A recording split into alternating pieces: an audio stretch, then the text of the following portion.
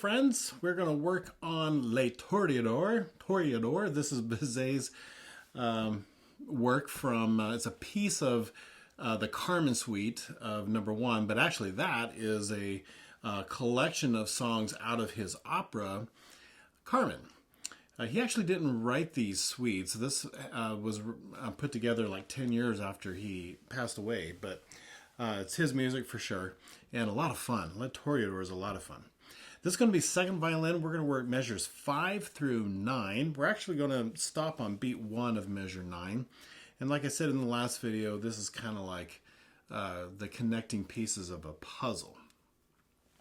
And so as our custom, I will talk about fingerings first. And so we, if you remember in the last video, I had you do the trilled second finger. Had you do that first finger A sharp, second finger B, but 5 starts on a third finger up bow. Did I do there? I did a B instead of an A. Here we go. It's beat 1, D, D, D, A, G natural, A, which is a little bit of a difference, okay? And then, now some people might want to go up into third position. That's fine. For me, the whole section is fortissimo and is very bright, and I want to stay as bright as I can. I don't mind the open E's here. I think it's perfectly fine to be bright on those open E's, but your director might want you to do something different. I'm just going to stay in first position. Okay. Now here, I've seen plenty of orchestras do retakes here. And that may be fine if your director wants to do it that way. In my edition, I kept it just an alternating bow, just because it works itself out. An open A at the end of that. Now here, I want you to play G sharp, and I want you to go to second position. And the reason for that is so that I can trill up to the A. And then I'm ready for F sharp, G sharp, and then open A. And then I'm back into first position, and then I'm back to playing what I did in first measure. Okay? So we're just going to go to that beat 1. Now you might say, well, why the second position? And why not the G sharp to the A? You can do that. I think most of you, first of all, I think anytime you have an opportunity to practice a different position, it's good for you. So there's that. I also think many of you are going to find that trilling from G sharp to A might be a little bit more successful going 2 to 3 rather than 3 to 4. So I just said it was good practice for you to go into second position. It also is good practice for you to be in first position and trill 3 to 4. Get your fourth finger to learn how to do that. So I think you're going to see me do it both ways. I think I tend to do the second position thing, but I might catch myself doing the first position thing. For you, what you really need to do is find a fingering that works and stick to that and make yourself do it. So if you choose the first position, then I want you to practice a ton. Just a ton of trills from 3 to 4. I want you to work on that. But if you choose to do the second position,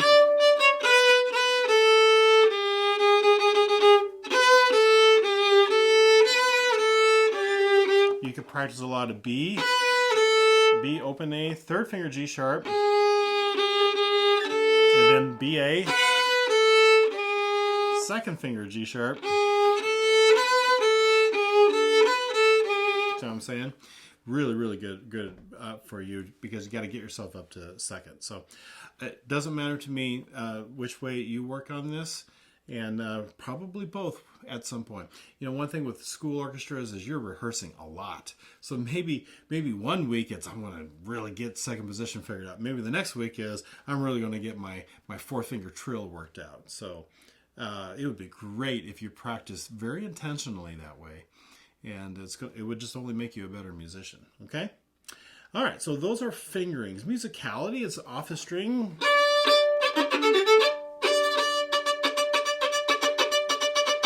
you need to find the spot where your bow bounces. And then learn to work on that. Another thing that would be good for you, I'm going to set this at 94, the metronome, and just practice 16ths. And then speed that up. Tempo eventually is 116. I was about to say 112. 116. All right. So, and just really practice.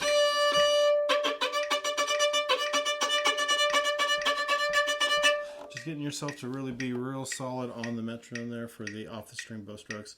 Any of that would be good for you. I'm going to bring this back down because we won't start there. We'll start at 94. So anyway, off the string. Now you might be concerned about it being fortissimo and having to play tons and tons of sound, right? I'm going to encourage you, it's better to be cleaner than to be stronger. And so the numbers in your orchestra will make it sound plenty strong and in your section. And it doesn't have to be, you don't have to muscle it. So I don't want you to be super aggressive with loud, ugly sounds. I would rather you be clean and then let the numbers of the group give it that fortissimo sound, okay?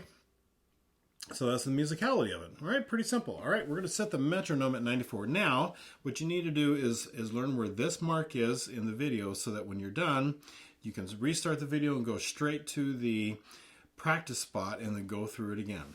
And what we do is we set the metronome and we speed up the metronome, okay? And then we get up to tempo, and then the video is done. But it wouldn't hurt you to bring it back down and every day to go through this on that little section. And you know what? Excuse me, a few days of this, a week of this, you will have it.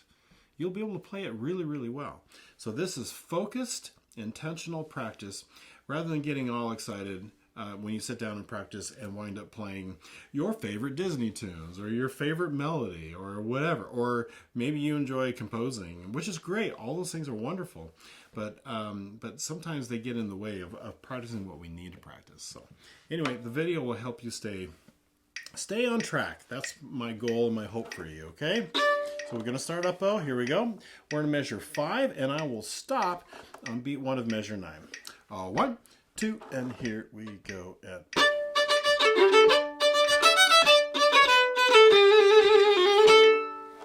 I forgot to mention G sharp. You play a third finger A. And then get yourself back into first. You could also play open A and then get yourself back into first. Either one's fine. Okay, let's do it again. 1, 2, and here we go. And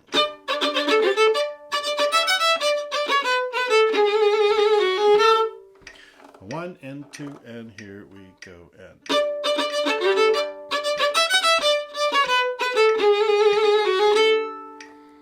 okay, 96. 1, 2, and here we go. And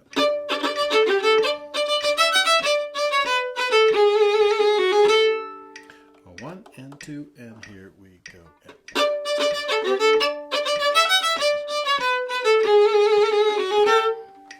good. 98. 1 and 2, and here we go. And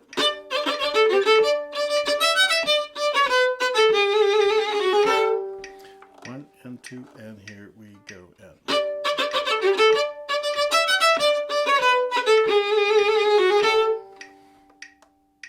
here's 100. 1 and 2, and here we go.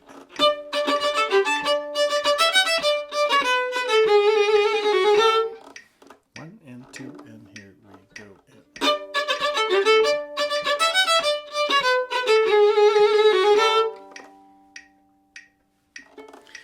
102. 1, 2, and here we go.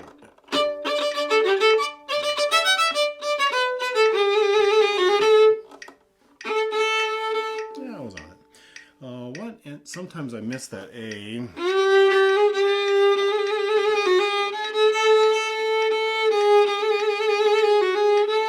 And it's good to stop and just check. So I got to check that third finger A with my open A. Just make sure I'm on it. We're at 102. 1 and 2, and here we go. And 1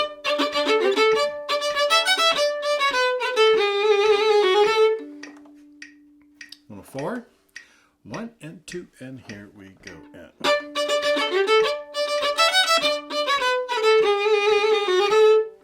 again, a 1 and 2, and here we go. And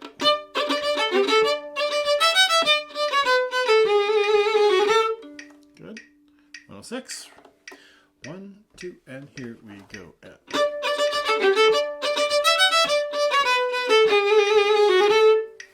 again, a 1 and 2, and here we go. And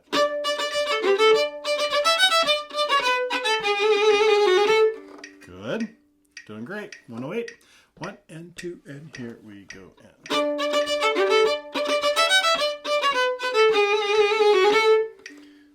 again, 1 and 2, and here we go.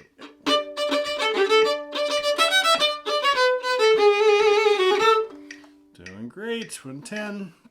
1, 2, and here we go.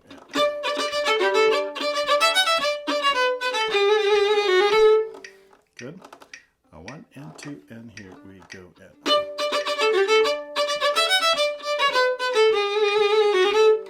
Super. 112. Almost there. 1 and 2, and here we go.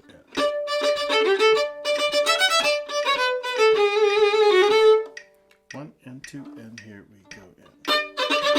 I didn't start very well. I'll do it again. 1 and 2, and here we go.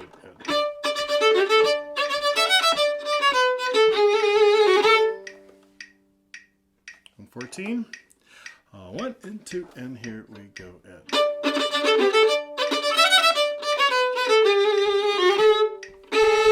I missed it, didn't I? A little bit flat on that time. Do it again. 1 and 2, and here we go.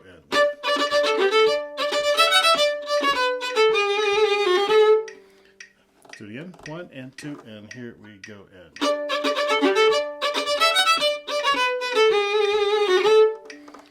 Tempo. 116. 1, 2, and here we go.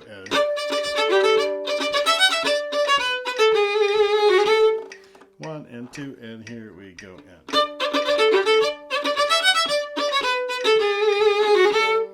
1 and 2, and here we go.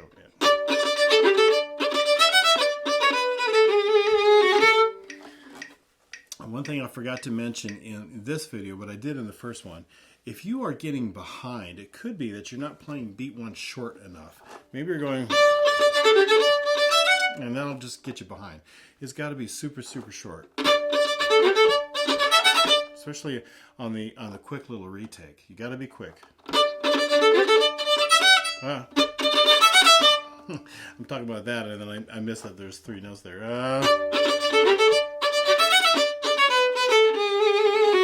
Got to make sure they're really, really short, okay? All right, so stop the video. Maybe go get yourself a drink or something, and then come back and then go through it again. Find the spot to practice. So if you enjoy these, subscribe, and I will see you on the next video. The next one, we're going to do 2nd position, but we're going to do it on the A string and on the E string. And so it's a good thing to practice, right? Okay. Take care. See you in a bit.